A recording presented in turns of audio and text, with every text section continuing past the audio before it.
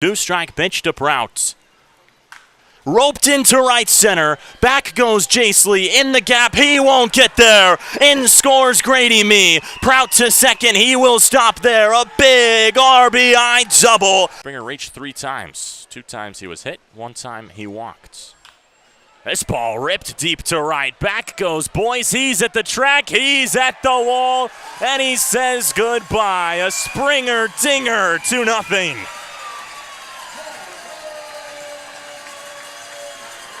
One out, nobody on. Gabe Springer leaves the park with a solo shot. And the Growlers go up by 2. In his last 2 starts and looks to fill right back in. 2-1 pitch rocketed to center. Kiracofe leaps. Did he catch that? Is that even a question? Of course he caught it. Micah Rienstra-Kiracofe, Superman in center field. There's 2 away. Kollen to Murphy. The newest Boilermakers. 1-2. Swing and a miss. He gets strike 3.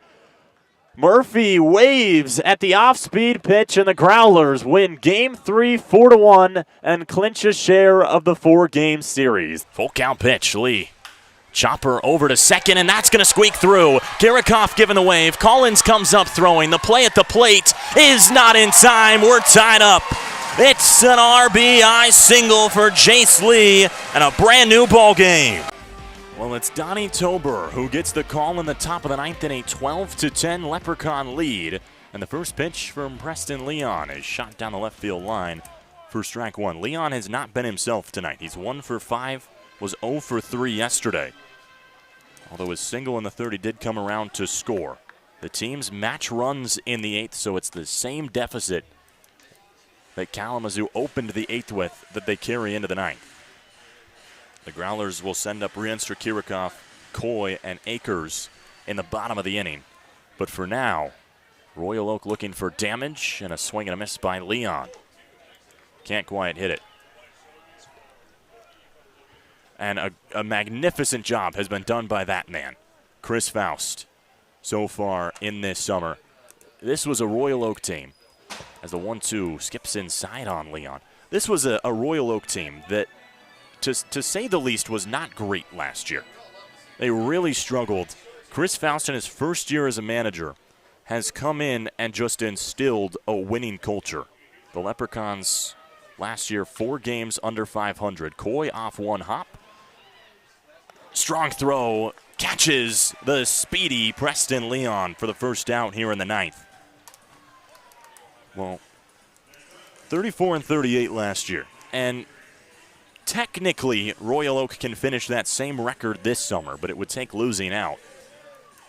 But Leon, his players this summer are just playing free. And this man especially has been spectacular under the management of Chris Faust. And a huge round of applause to what Faust has done for the Leprechauns. Was a player last year for Royal Oak and has just done one heck of a job for the Leprechauns in 2025. And against Kalamazoo, they've now scored double digits 6 times. And in this one, they're 1 hit away from tying their franchise record, which would be a little bit of payback last year when Kalamazoo at the time set their franchise record for runs in a game against Royal Oak. But it's up to Tyranski with 2 strikes or Cook, maybe Gill, to get that hit. 2 strikes to Tyranski. He fouls it off. For those maybe wondering why Tober is back out for the 9th, this late in the season, you have to ask your top dogs to do hard things. And bouncing back after allowing 2 runs in the 8th is a hard thing here in the 9th. And Cody Pachaki wanting to see what Tober can give him. 2 strikes. We'll do it again. And Tober, his arm probably still feeling it. 3 days ago, he threw 61 pitches against this same team. Had 2 good innings and then struggled in his 3rd inning of work. So what can you get in Tober time tonight? Bryce Brassfield as well. It gives your closer an extra night to rest, or maybe just an extra inning, depending on how the rest of this one goes. 0-2 chopped to Thompson off 2 hops. 2 gone.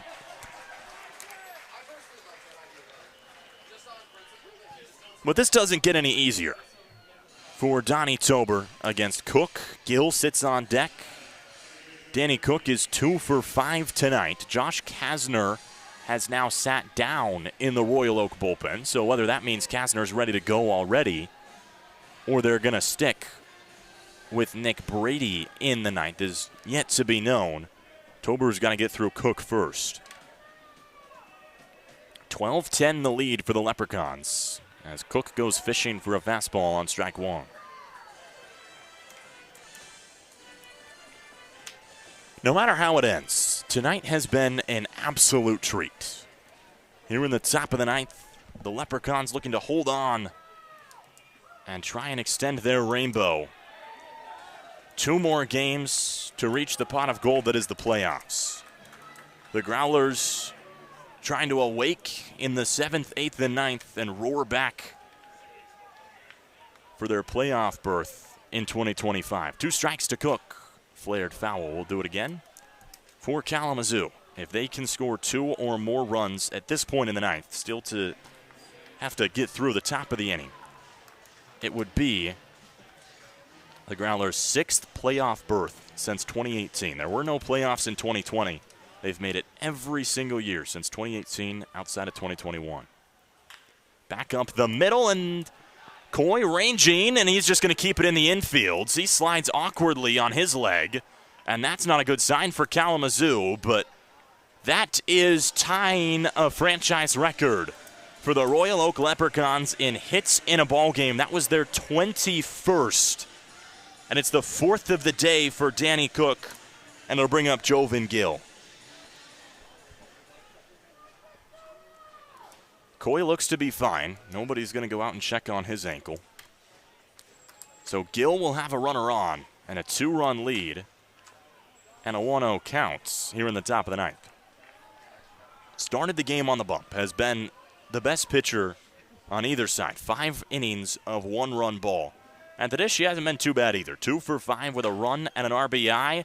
Chopper over to Thompson, diving play, throw to first. What a play by Matthew Thompson to keep the Growlers' hopes alive. We head to the bottom of the ninth. It's time to pump it up in Kalamazoo. 9-1-2 next. You're watching Northwoods League Sports.